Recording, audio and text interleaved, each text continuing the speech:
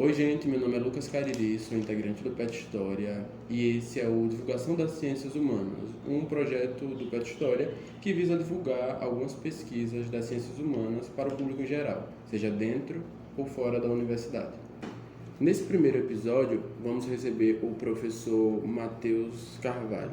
O professor Matheus é egresso do PET História e professor da rede particular de ensino. No episódio de hoje, vamos falar um pouco sobre o trabalho de conclusão de curso do professor Matheus, intitulado A Revolução Mexicana na Visão Alegórica do Realismo Maravilhoso, uma análise histórico-literária da obra Como Água para Chocolate, de Laura Esquivel, 1989. Professor Matheus, quais foram os motivos que levaram você a escolher esse tema de pesquisa? Eu sempre tive a intenção, desde que eu entrei no curso, de fazer uma pesquisa relacionada à história da América, mas inicialmente eu tive a oportunidade de fazer uma pesquisa relacionada à história do Brasil Império. Essa pesquisa, por alguns motivos, não foi para frente, acabou não dando certo, não teve continuidade, e numa conversa com o professor Eduardo Pina, que já tinha contato durante o PET com as aulas de História da Arte, a gente comentou sobre uma pesquisa que envolvesse literatura. Até aquele momento eu não tinha conhecimento aprofundado, teórico a respeito de nada que envolvesse o que viria a ser, de fato, o tema da minha pesquisa, mas o professor Eduardo Pina chegou a sugerir com que eu tentasse estudar a temática das ditaduras na América Latina ou das revoluções. E foi aí que partiu, que surgiu a ideia da escolha do tema. Inicialmente eu iria trabalhar com um outro livro, um livro chileno, também ligado ao realismo mágico, que era A Casa dos Espíritos, da Isabel Allende. É um livro muito conhecido também dentro do movimento. Faria essa ponte, como que o realismo mágico ele interpretou, de certa forma, vamos dizer assim, as revoluções e as ditaduras na América Latina. E aí, por consequência do andamento do projeto, esse projeto ele foi sendo remodelado até chegar ao que foi, de fato, a minha prática de pesquisa no final do curso. Professor Matheus, qual é o objeto da sua pesquisa em si? O objeto da minha pesquisa, como eu já comentei, ele se enquadra dentro da ideia do realismo mágico, da literatura latino-americana. E no meu projeto de pesquisa eu analisei um livro chamado Como Água para Chocolate, que é um livro de uma autora mexicana chamada Laura Esquivel.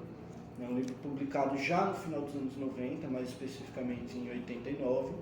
E esse livro ele tem um quê peculiar porque ele, na verdade, não era um livro, ele não era uma obra para ser publicada no formato de literatura inicialmente, mas sim uma versão para cinema. Era um roteiro de um filme que acabou, por falta de custeamento, sendo adaptado e transformado em livro em 1989. O que vai acontecer é que, pelo sucesso que o livro vai ter, vai se traduzir para mais de 30 idiomas, ainda nos anos iniciais ali.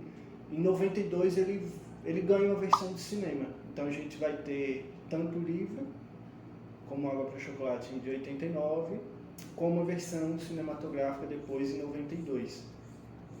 A versão de cinema, por exemplo, fazendo aqui um parêntese breve, vai ser um dos principais referenciais, se a gente pode dizer assim, do movimento do realismo mágico dentro do cinema, enquanto que o livro ele vai ganhar bastante repercussão por se tratar já de uma espécie de segunda fase do realismo mágico. Já não são mais nomes da primeira geração, como Vargas Llosa, como o próprio Garcia Marques, ou como o próprio Juan Rulfo, mexicano também, mas uma segunda geração que vem posterior, carregando nas costas todo o sucesso que esse movimento vai ter na literatura latino-americana nos anos 60 e 70. Esse é um livro bastante peculiar, se a gente puder comentar rapidamente, porque é um livro basicamente de receitas. Então a autora ela vai dividir o texto em 12 receitas típicas da cultura mexicana, e essa história ela vai se passar entre essas 12 receitas. Conta então a história de uma moça que é filha mais nova de uma casa chefiada por uma matriarca extremamente rígida, né? Então vai tratar muito dessa questão da cultura mexicana. E nessa vivência, a moça ela vai se deparar com uma situação, com uma tradição de família.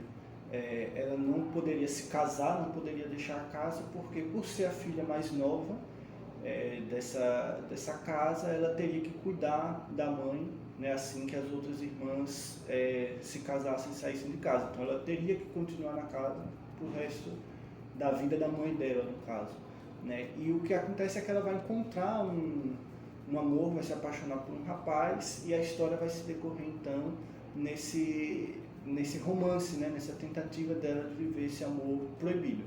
É uma história que, se a gente puder comentar também, parece às primeiras vistas um clichê, sei lá, típico das novelas mexicanas, né? Então vai ter toda essa questão envolvendo as irmãs, o próprio amor dela, a questão com a mãe também tem um passado escondido que vem a ser descoberto ao longo da história. Então, assim, se assemelha muito com essas características típicas das novelas mexicanas que chegaram ao Brasil algumas décadas atrás.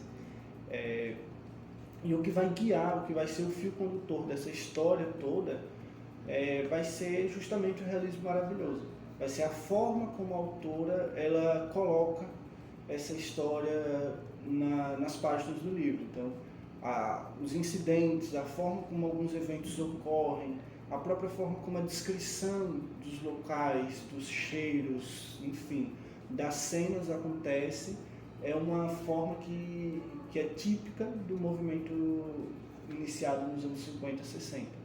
Então, o meu objeto foi analisar como que esse livro, né, como Água para Chocolate, ele retrata a Revolução Mexicana que acontece em 1910. Então, uma outra característica, se eu puder citar, do movimento do realismo mágico vai ser que esse movimento ele sempre vai ter na literatura uma temática histórica, ora explícita, ora implícita, mas sempre vai tentar trabalhar uma temática histórica, numa tentativa, que vai dizer a própria Remarque Ampli, numa tentativa de reinterpretar o que é o ser americano. Certo? Então, nessa tentativa que esses autores vão ter de sempre bater nessa tecla, o que é o ser americano, o que é a ideia de americanidade, o que é a América Latina, a temática histórica ela vai estar presente na literatura desse movimento. E aí o que vai acontecer é que a Laura Esquivel, ela retrata o romance todo, vai se passar concomitantemente à Revolução Mexicana, então os eventos eles vão sendo citados paralelamente, né? Acontece algo na história da Tita, mas ao mesmo tempo a autora faz uma citação ali com referência à Revolução Mexicana, e essas duas histórias elas vão caminhar lado a lado. E aí o meu objeto foi analisar no livro, nessa história, como que a Revolução Mexicana é retratada na perspectiva do realismo maravilhoso. Entendi. E qual referencial teórico você utiliza para tentar fazer essa pesquisa e achar as respostas que você tentou trabalhar? Então, inicialmente a gente teve um problema, vamos dizer assim, de ordem metodológica. Né? O que vai acontecer é que o meu orientador, o professor Eduardo Pina, ele não é um cara especificamente ligado à literatura, né? a essa própria área de pesquisa, mas a gente teve algumas conversas iniciais para buscar um referencial que pudesse dar conta das necessidades que eu tinha, tanto metodológicas quanto teóricas mesmo. Que foi me sugerido inicialmente foi a leitura do Jean Starobinsky, que tem a publicação de um artigo na coleção, né, da Nova História Francesa, que é organizada pelo Le Goff e pelo Pierre Nora, que é o História, Novas Abordagens, enfim. E ele publica lá um artigo sobre justamente como se trabalhar com a literatura. Então, eu parti de lá, só que no projeto final, na escrita do trabalho, o Starobinsky ele foi retirado por uma opção metodológica, porque aí, né, ao passo que eu fui desenvolvendo, encontrando outros autores, eu fui conseguindo compreender melhor do que se tratava esse método, de como que eu poderia fazer a análise do livro, e aí eu fiz uma opção metodológica de fazer a alteração. No projeto final, então, eu trabalhei com, citar alguns autores, o Roger Chartier, que está ligado à história cultural, né? Trabalhei com, por exemplo, Nicolau Savchenko, que tem um trabalho muito famoso, que é a Literatura como Missão, que, de certa forma, ele faz algumas reflexões no prefácio desse livro, que ele vai analisar a literatura brasileira.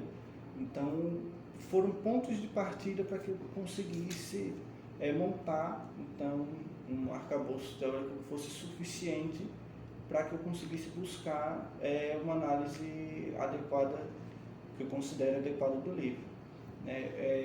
A partir daí eu fui também buscar outros artigos, né, não só esses livros mais teóricos, mas alguns artigos também que tratassem especificamente da questão metodológica, né? Como fazer, de fato, como que eu pego essa passagem do livro, interpreto, como que eu posso fazer isso? Então, alguns artigos acabaram me ajudando nesse sentido, artigos de publicação brasileira já dessa última década, que vem trazendo também na bagagem, né, nos seus referenciais, alguns outros autores que acabaram também contribuindo para que eu conseguisse ter isso de uma forma um pouco mais ampla. E a partir daí, o meu objetivo era então fazer a relação com esses autores e o livro da pesquisa, o objeto analisado. E lendo o seu trabalho, eu percebo que já está no final das ideias concatenadas, então quais foram as conclusões que você conseguia observar ali com o desenvolvimento do seu trabalho? Uma coisa bem interessante que eu acho que é particular do trabalho com literatura e história, que vai acontecer uma possível comparação quando você pega, por exemplo, trabalhos do mesmo gênero ou trabalhos da mesma... que tocam a mesma temática, vamos dizer dessa forma. A Revolução Mexicana ela foi retratada na literatura mexicana por diversos autores ao longo do século XX. Da mesma forma como o realismo maravilhoso ele retratou outros eventos. A gente tinha, no meu caso específico, eu tinha uma ideia na cabeça que durante o desenvolvimento da pesquisa eu percebi que eu poderia fazer diferente, eu poderia comparar, mesmo que brevemente, não entrando no campo da história comparada, mas poderia perceber como que a autora ela avaliava a Revolução Mexicana, a partir da fala, a partir do modo como se portavam os personagens diante das citações aos eventos da Revolução. E aí o que eu encontro é o seguinte: os autores pregressos ao livro da Esquivel, né, os autores que vão escrever sobre a Revolução Mexicana, lá na década de 20, na década de 40, na década de 50, eles têm o costume de serem muito pessimistas com relação ao processo revolucionário mexicano, né? Então, constantemente a abordagem ela vai ter um tom negativo, um olhar, de certa forma, negativo para os eventos revolucionários, seja ao longo mesmo do processo. Vai ter um livro publicado, Los de Abajo, lá em 1915, quando a Revolução ainda estava acontecendo, né, que já vai trazer essa perspectiva negativa em relação à Revolução Mexicana. E o que eu percebo é o seguinte: a Laura Esquivel, por se tratar de um livro já de uma geração posterior, né, de um outro momento da vida política e cultural do México, já um pouco distante, se a gente puder dizer dessa forma, da Revolução, ela talvez seja a primeira autora que escreve sobre a Revolução Mexicana que não viveu os eventos da Revolução Mexicana. Todos os outros anteriores, de certa forma, ainda nasceram naquele ambiente pós-revolucionário, né? Ainda sentiam aquele fervor que vinha lá dos anos de 1910. Ela, nascida em 1950, crescida numa outra geração, vai viver um México bem diferente, né? Um México já tomado pelo neoliberalismo, um México distante dos próprios ideais da Revolução Mexicana E eu acho que isso influencia, né, um resultado, uma conclusão que eu tiro da pesquisa, é que isso vai influenciar diretamente na forma como ela coloca a Revolução Mexicana dentro do texto dela, né, sempre de uma forma positiva. Você encontra poucas menções negativas na Revolução Mexicana que não sejam contrapostas, né? Então, sempre que tem uma menção negativa, para citar um exemplo, tem uma passagem que o Pancho Villa, né, o revolucionário, ele é citado e são citadas histórias que são comuns sobre o Pancho Villa no México, que eram comuns, né? Por exemplo, histórias de que o Pancho Villa era um sanguinário, de que ele comia, arrancava os corações dos guerreiros, né, do Exército Federal, comia esses corações como se fosse um sacerdote asteca. Essas histórias circularam em todo o México, e isso aparece em um determinado momento, em um determinado trecho, aparece lá no livro da Esquiva. Só que isso vai ser contraposto, né? A personagem ela vai contrapor, ela vai dizer que sabia que isso era mentira. Então, só para citar um exemplo de como, mesmo quando algumas versões mais negativas ou mais tenebrosas a respeito tanto do processo quanto dos personagens da Revolução Mexicana é citado no livro, ela traz uma outra visão, uma visão talvez mais positiva. E eu acho que isso que distingue o livro dela dos livros que vêm anteriormente, que tocam na mesma temática. Muito bom observar esse novo olhar sobre a América, esse olhar diferente, com uma nova versão. E agora partindo mais para uma área mais de indicação. O que você indica, professor, para quem está tentando entrar nessa área da literatura histórica, quem está iniciando uma pesquisa nessa temática, tentando fazer essas comparações ou pegando algum evento histórico e a literatura? Qual livro você indicaria, ou qual obra, ou como começar? Certo. Eu vou dar uma dica que eu acho que serviria muito para mim, teria me adiantado bastante se eu tivesse recebido ela no começo, assim. Sim. Eu indicaria a leitura de autores que já trabalham com essa metodologia. Assim, eu acho que você entender como aquele autor trabalhou aquele livro, como aquele autor analisou, fez análise daquele texto, ajuda de certa forma a gente a criar repertório para fazer nossas próprias análises, né? Então eu indicaria Antônio Cândido, o próprio Shevchenko, que faz uma análise muito interessante da literatura brasileira, né? Alguns autores que caminham aí pela história social e pela história cultural que podem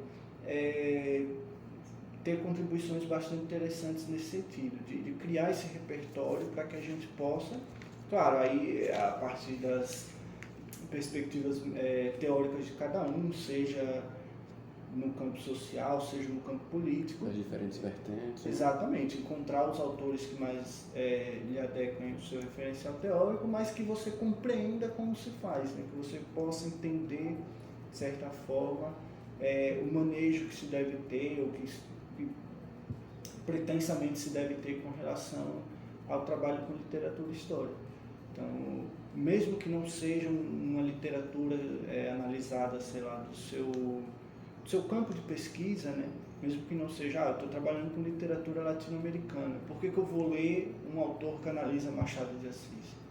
Não, eu acho que pelo contrário, mesmo que não seja um autor que está analisando o seu movimento literário, ele pode te agregar nesse sentido de te fornecer ferramentas que vão ser úteis com certeza para que no decorrer do seu trabalho você consiga compreender aquele objeto de pesquisa, né, aquele livro, que lá no seu projeto inicial era uma coisa nebulosa, eu imagino, compreender como aquilo ali pode ser analisado através da sua perspectiva, através da leitura teórica que você fez e, claro, metodológica. Eu acho que sem a leitura disso as coisas ficam um pouquinho mais complicadas. Perfeito. Professor Matheus, muito obrigado por fazer parte desse primeiro episódio do Divulgação das Ciências Humanas. Foi ótimo entender um pouco mais sobre sua pesquisa e também as indicações para quem está iniciando e também para entender um pouco mais sobre essa América diferente e plural que a gente tem. Eu que agradeço o convite, obrigado pessoal do PET, espero que a gente esteja juntos numa próxima.